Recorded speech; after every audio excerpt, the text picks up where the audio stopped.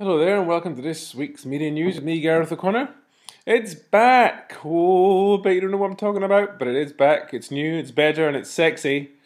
And to be honest, I think it looks pretty darn good. Here's Justin Timberlake's tweet. This is MySpace. And this is an introduction to the new MySpace.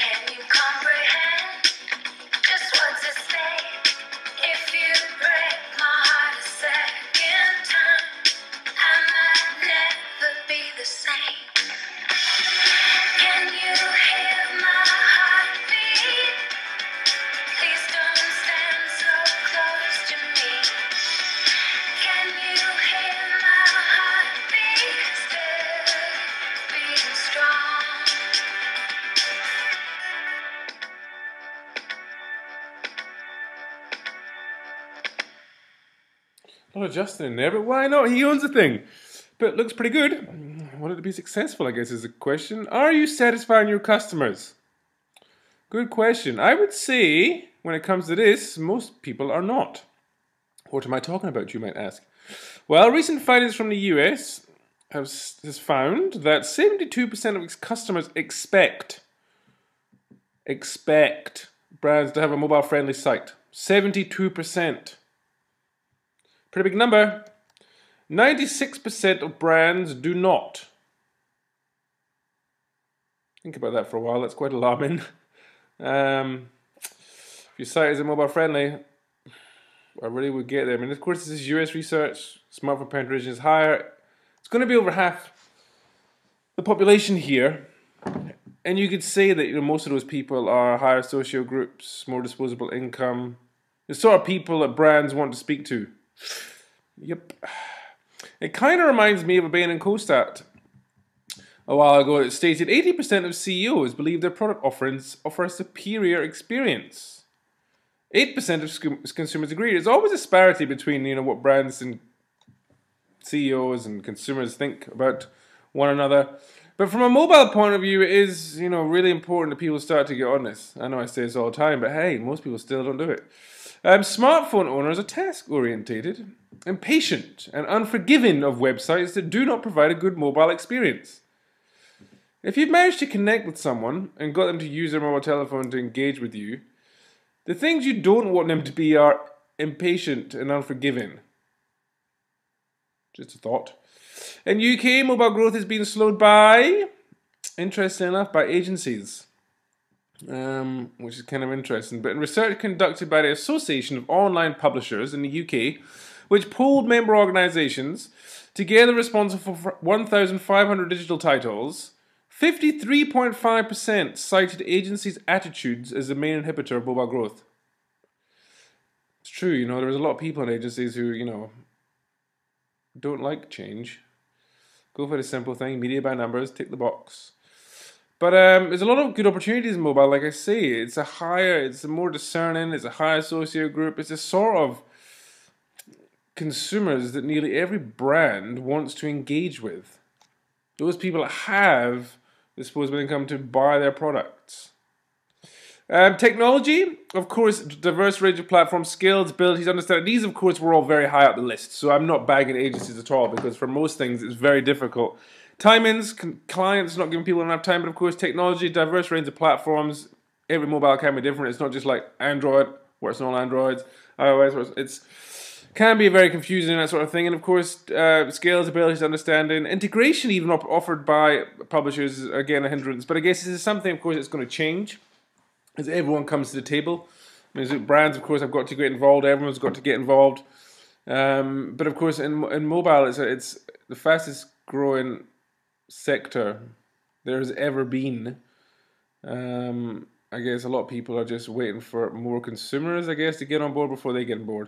Speaking of mobile, just a little longer, it's changing the face of healthcare. Healthcare in the States now is pretty much, from a mobile point of view, it gives two times greater access to care, 24% lower admin costs, 25% savings for seniors. This is the sort of thing, granted I'm talking about healthcare here, but the adoption of mobile can, of course, save all businesses money. Retail are doing it very well. Look at stores in America, they obviously CRM is used very well with mobile. They can keep all customers' data, transaction history, what they've searched for, what they've liked, what they don't like, what they've shared. They can do all this stuff, so it gives you a far greater understanding. And of course, lower admin costs. That's why so many businesses now, when you think of Square, they're not buying FPOS machines because they're expensive. They're just buying things like Square, clicking it into a smartphone, and away they go. Of course, mobile apps on the rise, and it's not just young people, it's a broad range of people are using apps now, but of course it's continuing to grow. Don't just go and make an app. Of course your app has to be useful, but it is just a sign that things are growing. When you look at mobile apps here getting more popular, they've doubled in the last year, the amount of people who are using them, and like I say, everybody's using them. It's a broad range. Tech is not just here for the youngsters anymore. When you think 30 to 44-year-olds, 45-year-olds, those were the people who came along when the internet begun. So those are the people who've grown up with it. Sure, younger people have had it all their adult life. But those 30 to 54-year-old people, they're the people who invented all of this stuff. So they are very tech savvy also. So don't just think it's the young people. When it looks at business, it's a huge revenue growth. And I spoke last week about how mobile is changing the face of retail, and it's changing the face of all business. Speaking of mobile, a little longer, tablet sales will increase this year by 56% worldwide. That is huge. But like I say, it's a huge, huge channel. Mobiles, tablets. It's the future. Although don't forget about tradition. I'm not just going on about mobile. This is a stream of something you have to focus on. Online, come into stores and not vice versa. I'll show you a little bit of this video. But by all means, you can go onto YouTube and show more of it. But it's very interesting.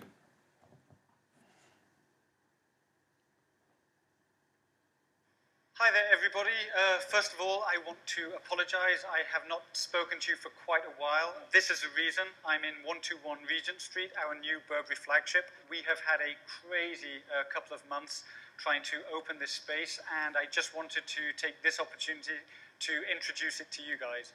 Burberry Regent Street is really a kind of merging of our Burberry.com site that many of you will be familiar with, and a physical experience. Everything that we do on Burberry.com is reflected here in this space. So we have music with Burberry Acoustic.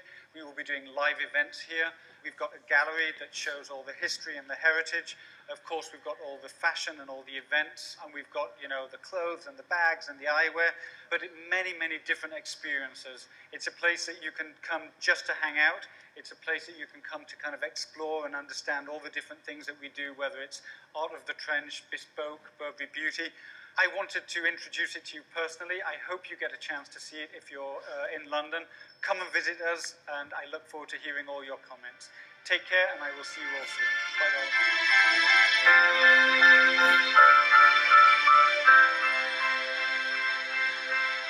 Kind of cool, but it goes to show you need to do more now. Particularly when you think of the experience of people going to shop. People want more. I mean, of course, bringing the online world into the offline world is a good way of doing it. The experience continues from the online world to the real world. It's very nice. Google unveils underwater street view. Yes, indeed, those pesky people at Google no longer is a street the only place you want to go. They've gone underwater. I kid you not. Only in 6 places, but it's very cool.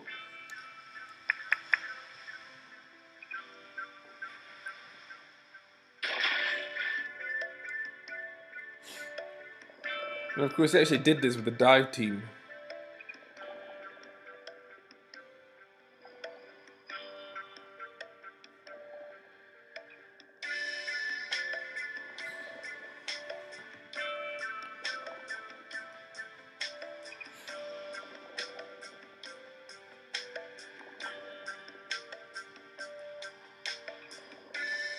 So if you can't get to Great Barrier Reef, you can just, go to Google. They'll show you.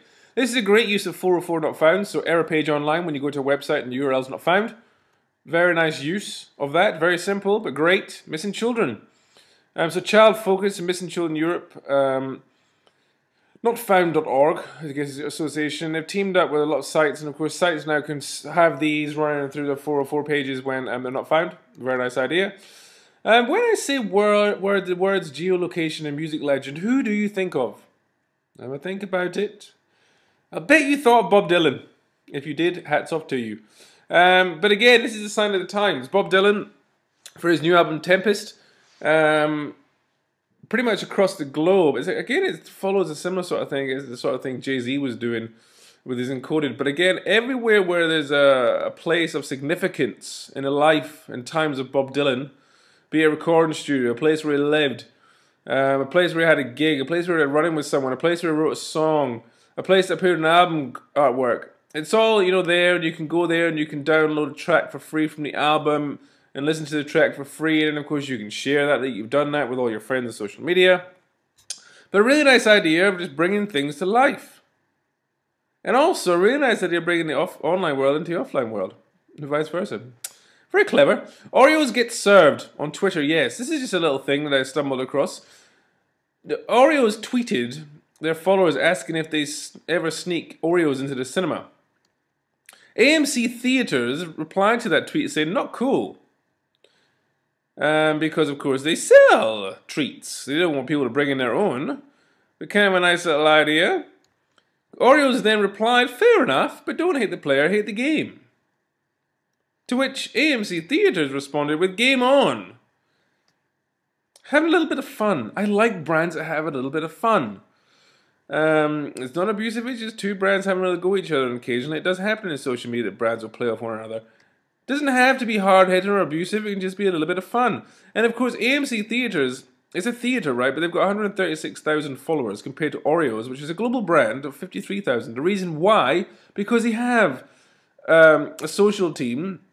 And this gentleman here, whose name has slipped my mind, which is terrible, who like to have a bit of fun. They're interested. They engage in interesting content. They have conversations. They're committed to social media, which is good. Some ads, yes. Does this make you want one? Your thumb. It goes from here to here. This bigger screen goes from here to here.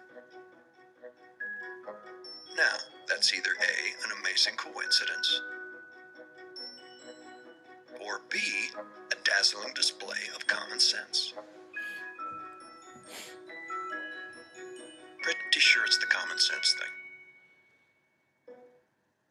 Yeah, I suppose reviews of this so far have been a bit, muted in some corners.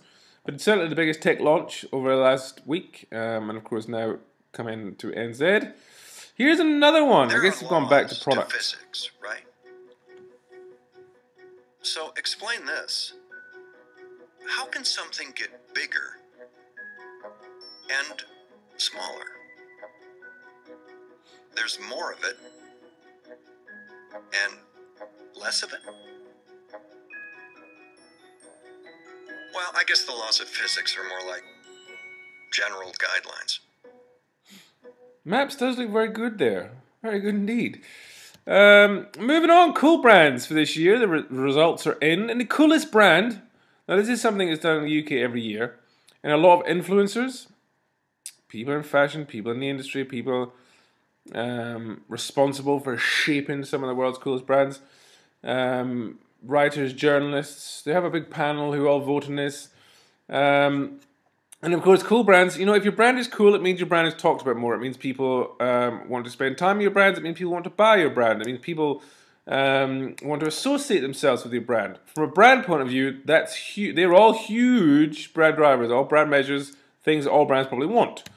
Apple, no surprise, received top spot, followed by YouTube, who took second.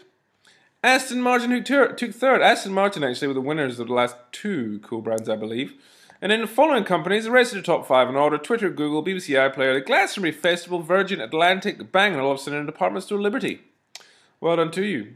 But it is an important thing. It does, if your brand is cool, it means that more people are going to want to spend time with you and buy your product. Just something to think about. If you're going to sponsor something like this, make sure you make an ad that's fitting.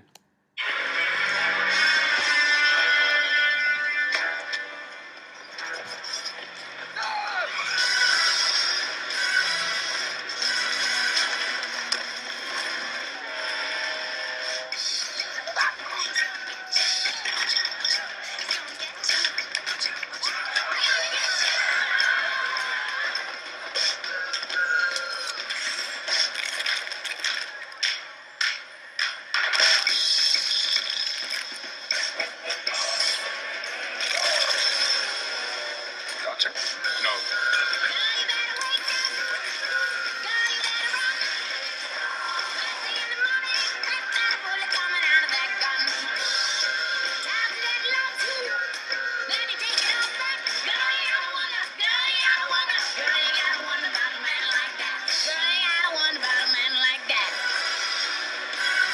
Oh, now that is quite a sponsorship. I would be really intrigued to know how much that costs. If you know, let me know. Hats off to you. Yep, Nike and Adidas have both achieved genius status for their digital marketing activities, leaving them well ahead of all other sports brands, according to new research from L2, the specialist think tank. As traditional retail sales rates grow flat, a sportswear brand's ability to maintain growth in margins is increasingly dependent upon its e-commerce and digital marketing skills, the study said. This is not just sports brand, but retail growth. Things you've got to think about this for nearly all businesses. The biggest brands are now in an arms race to establish greater custody of their customers via mobile and social media platforms, bypassing the retail and traditional media properties to establish direct relationships. CRM, people have been going on about it for years. But yes, mobile and digital do allow you to get closer to your group. Particularly mobile, particularly in the retail sector. Particularly where you can build apps that allow you to track and keep a hold of everything that your customers are doing. Transactions, interactions, everything about them can be kept. Something you really should think about. It comes from a real and deep understanding of your audience. Now, this will be in a social sense, but of course, building apps that are useful for them. Commitment to producing great content time and time again. If you look at Nike and if you look at Adidas, they have huge content strategies for every sport, every athlete. Everything they stand for, everything they believe in, everything they support, every cause they fight, everything.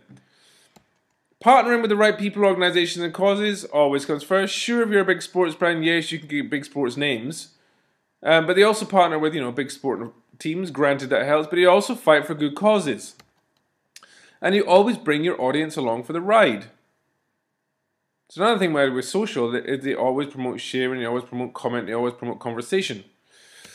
Sports are also awesome. Certainly, I know it helps if you are into sports. It does make life easier. And this is a wonderful ad for Adidas. Goes to show the power of sports. Holding on to his knee. Holding on to his knee and down.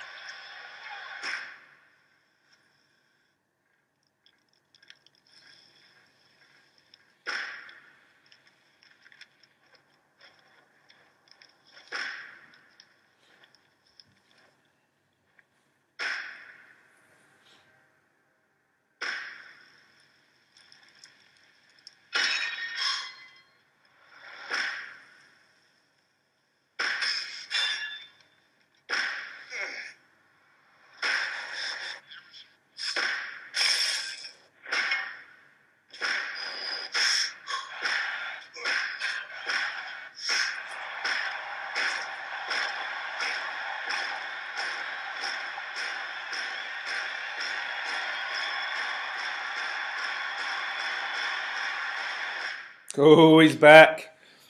Love it. And then speaking about good causes. It's not all about big stars.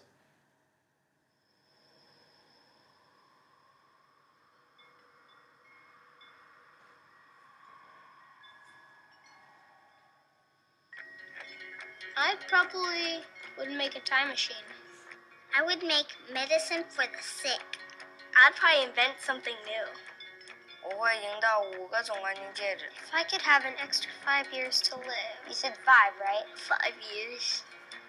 It's a long time. I would try to fix everything I did bad. I would bring my uncle back because I miss him very much. I would get more hamsters. I would probably want to go looking for dark matter. I think I'd go looking for aliens. If I could live an extra 5 years. I was thinking about making like a helicopter, like a wooden helicopter, but I don't have any wood. I want to go check out the moon sometime. I'd probably teach my sister not to hate tuna. I would try and invent a machine that lets you run at light speed. If I had 5 more extra years to live. I would be the boss of all the chipmunks. Eu cantaria na frente de 1 milhão de pessoas. I don't really know. I think I'd do anything. Why are you asking me that?